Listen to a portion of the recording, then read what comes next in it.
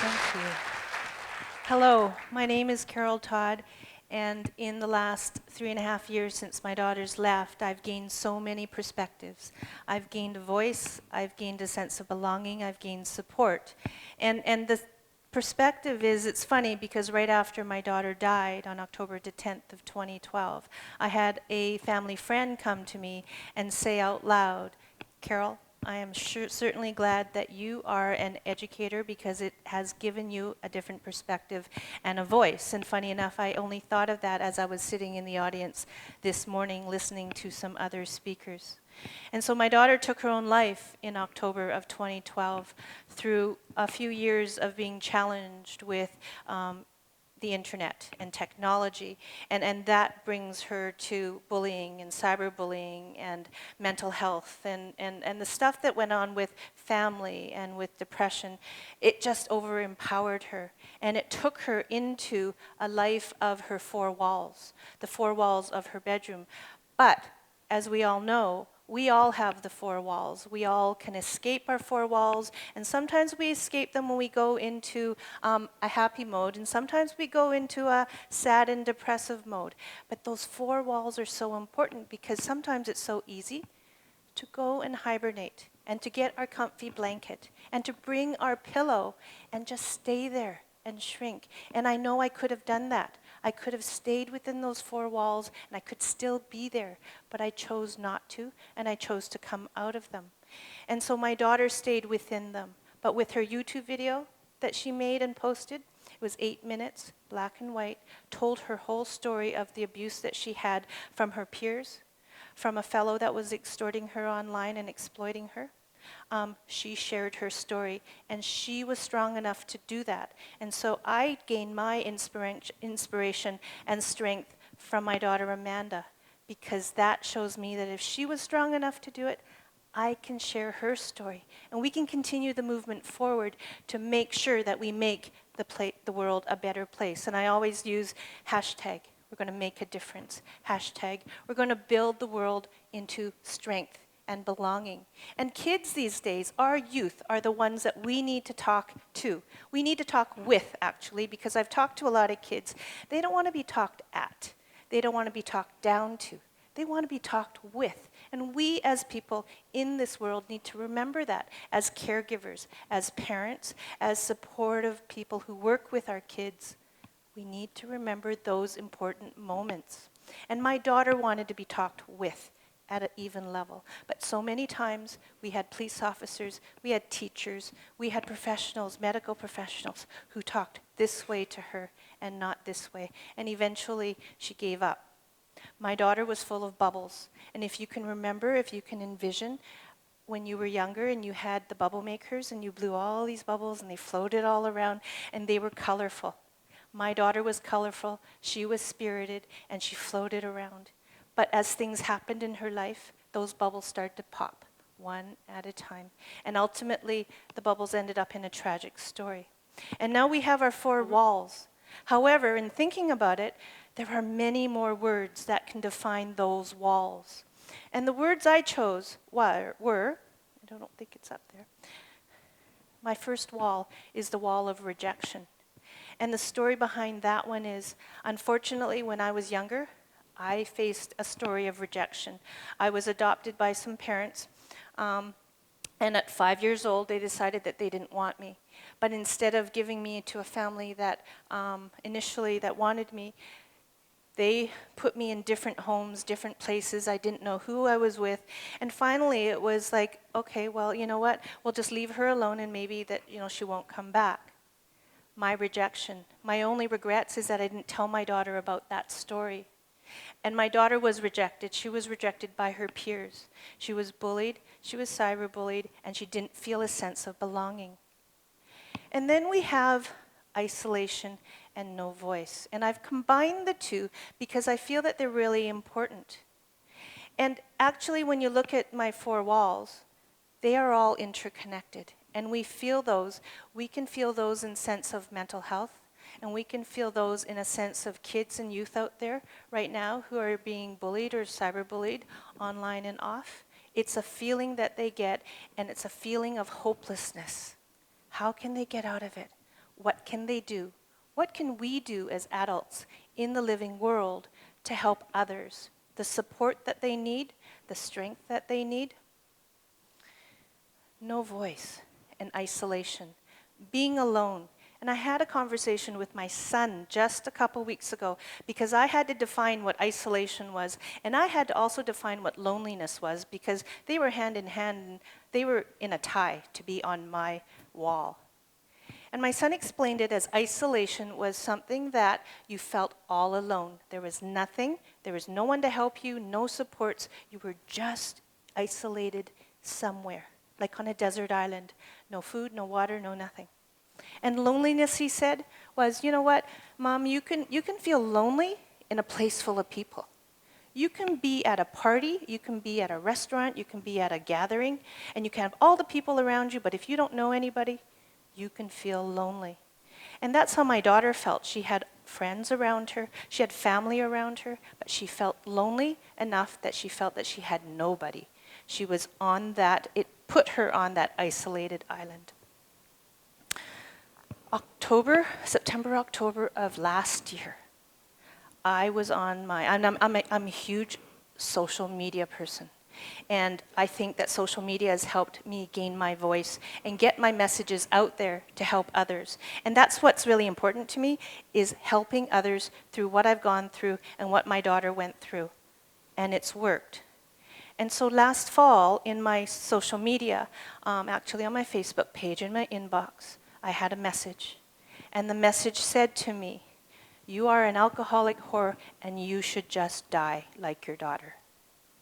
And I didn't know what to do with it. I didn't know what to say. I could get mad, or I could go back into my four walls with my blanket and my pillow, and I could hide and not say a thing. And so I didn't answer that message, but what I did was I did screen cap it and I put it on my wall, because I think lessons are to be learned. So from what I get through my social media that might be negative, I can share it with others and they can learn how to deal with it. Because I think that sometimes we teach our kids, and we say this, you've probably heard this tons, is that think before you hit enter. But we don't teach people and we don't tell people you can always hit delete. And in my brain, I hit delete with this person. And so a week later, what he did was he actually sent me another message apologizing. He said, "I'm sorry, Mrs. Todd, for what I said." And I chose to ignore that because I didn't know where it was coming from. And was this a ploy to engage me into something more negative? And so about 12 hours later, I got another one. "Will you please answer me? I really want to apologize." And so what I answered back was, "Tell me your story." Because everyone's got a story. Those stories, as I said before, might be happy or they might be sad. They might be depressing or they might be enjoyable. And so he told me his story. And his story engaged with, I have a father who drinks too much. I have a mother who suffers from mental health.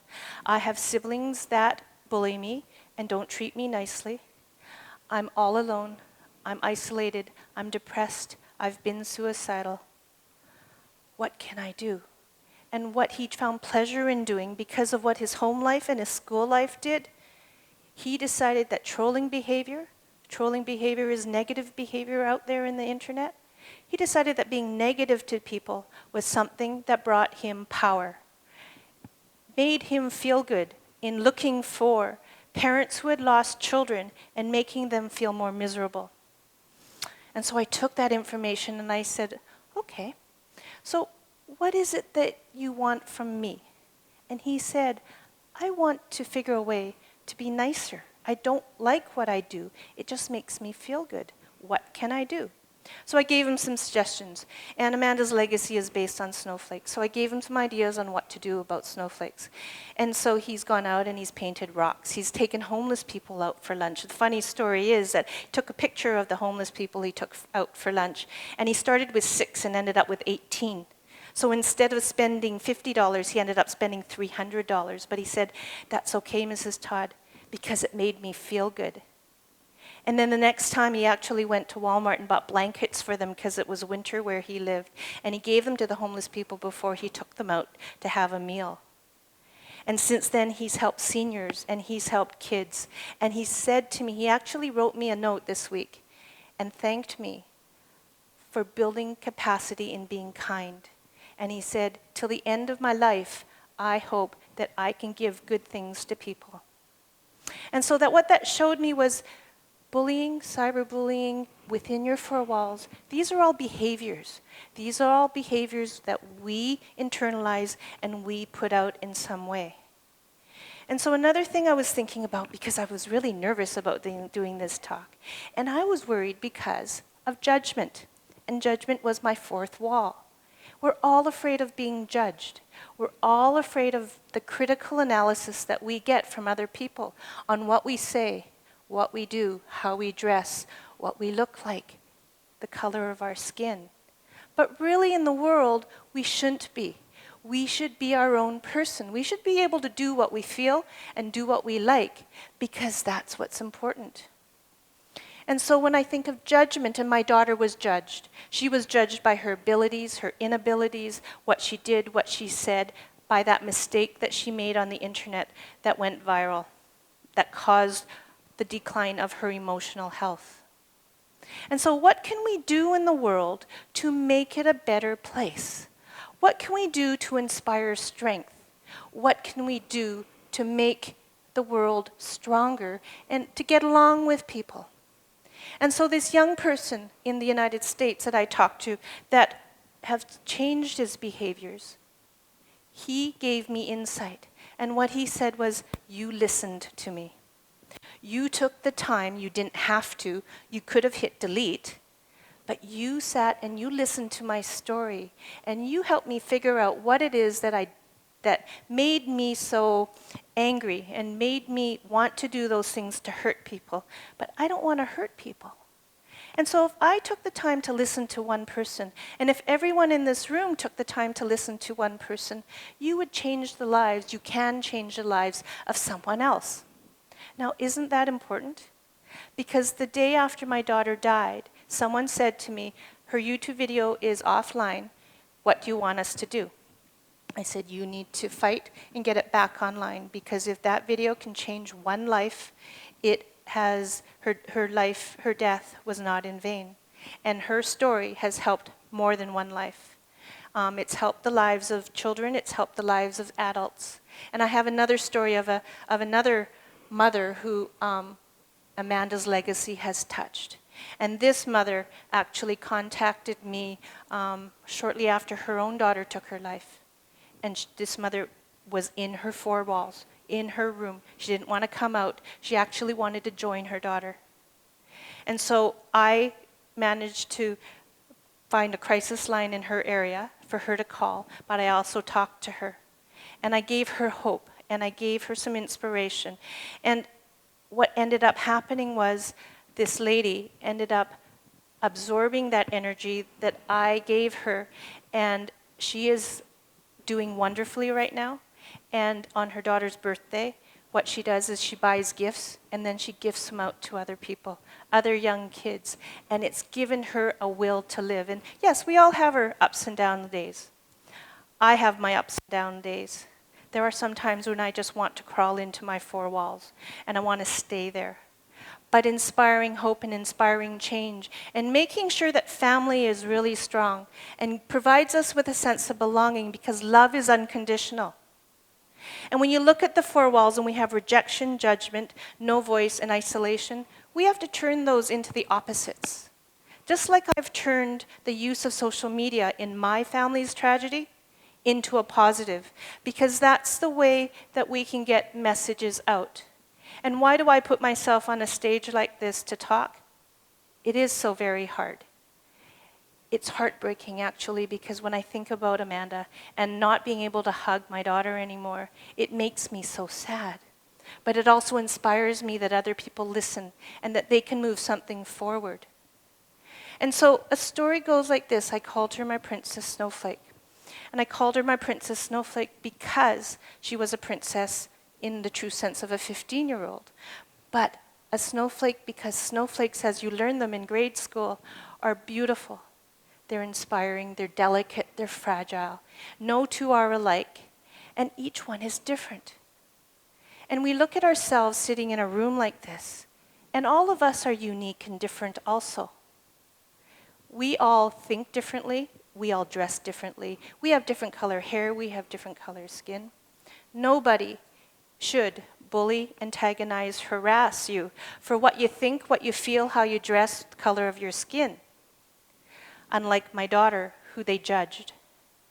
And so thinking about things like that, and thinking how each and every one of us is individual, we need to move on our path and work our ways. It doesn't really matter if we live in a small city or a big city or a community, a province, Canada, the US, the UK, we're all the same. And we all have the same four walls. We all need support from one another. We all need to find our inner strength. We all need to listen. We all need to make sure that we are there for one another. Because if we don't, our world falls apart.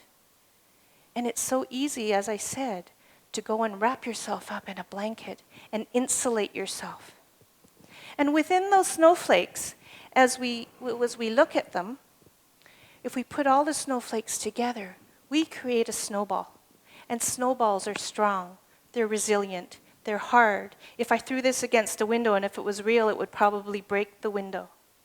And so as a global community and as individual snowflakes there, that's when we band together and that's when we make our voice heard.